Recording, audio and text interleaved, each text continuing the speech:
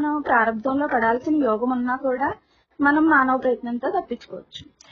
అనుకుంటున్నాను ఇప్పుడు శరీరానికి నొప్పి కూడా తగ్గిపోతుంది, రావాల్సినంత రాదు. ఎందుకంటే మనసుతో అనుసంధానం లేదు. ఎప్పుడు కర్మలు అనేవి మనసుతో అనుసంధానం చేయబడి ప్రతి నిమిషం ఏం జరుగుతుంది అనే దాన్ని సాక్షిగా చూడు. ఇది తప్ప నువ్వు ఏ పని చెయ్యకు అన్న మనసు చెప్తా ఉంటది నాకు.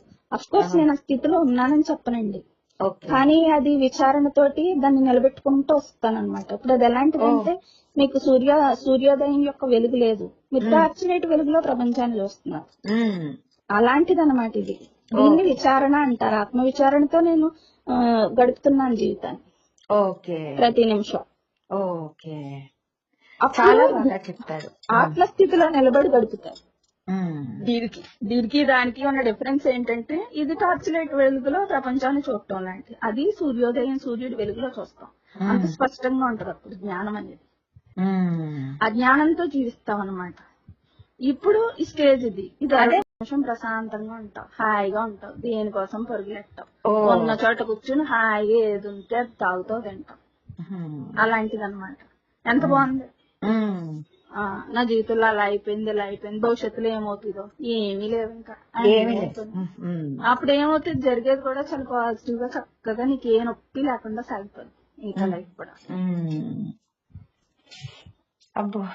ప్రారంభం అనేది అనుభవించే కొలదే అయిపోద్ది. ఇంకంతే, ఇంకా మనకి ఉన్నది ఇది ఒకటే. మనకు అర్థమైపోయింది ఆత్మస్థితి అంటే ఏంటో అని. ఇప్పుడు లేకపోవచ్చు, కానీ చనిపోయే ముందు భగవంతుడు ఇచ్చేస్తాడు, అయిపోద్దండి. మనకి ఏమీ తెలియని అవసరం లేదు. కేవలం మన జీవితాన్ని దాటగలిగిన ఈ చిన్న జ్ఞానం తెలిస్తే చాలు.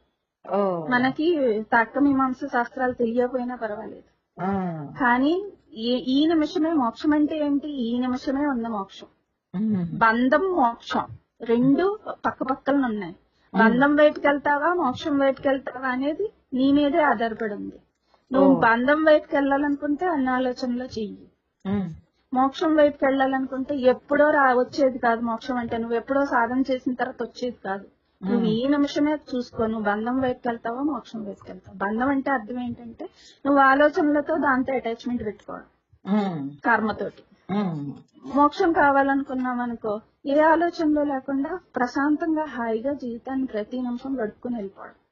అంతే, పర్ఫెక్ట్ గా సాగుతుంది. గోల్ కరెక్ట్గా రీచ్ అవుతావు. నీ దృష్టి మొత్తం ఇప్పుడున్న దారి మీదే ఉండాలి. నీ గేమ్ సరిగ్గా ఆడాలంటే ఇప్పుడున్న దారి మీదే ఉండాలి. దారి మీదే నీ ఏకాగ్రత ఉండాలి. అప్పుడు నువ్వు మెల్లగా సరిగా వెళ్ళగలుగుతావు. ఇక్కడ ఇది క్రెడిట్ అంతా ఎవరిది, ఈ లోపల జ్ఞానం అంతా బుర్రలోంచి వస్తుంది. ఇది చెయ్యి రాస్తుంది, పెన్ను రాస్తుంది. పేపర్ ఉంది కాబట్టి పెన్ను రాస్తుంది. పేపర్ లేకపోతే పెన్ను రాయలేదు, చెయ్యి లేకపోతే పెన్ను రాయలేదు. బుర్రలోంచి జ్ఞానం రాకపోతే ఇవి ఉన్న వేస్ట్. ఇప్పుడు చెప్పు, ఈ క్రెడిట్ ఎవరికి ఇద్దాం? విచారణ అంటే దీన్నే విచారణ అంటారు. ఎవరికి ఇద్దాం క్రెడిట్? అప్పుడు అర్థమైంది నేను అనేది ఏమీ లేదని. నేను రాశానని ఫీలింగ్ ఎందుకు ఇక్కడ? అది క్రెడిట్ చెయ్యికిద్దామా, పెన్నుకిద్దామా, పేపర్కి ఇద్దామా, నా బుర్రకిద్దామా? ఎవరికి ఇద్దాం? పేరు వస్తే నా పేరుతో చెప్పి నన్నే అంటారు, నిజమే.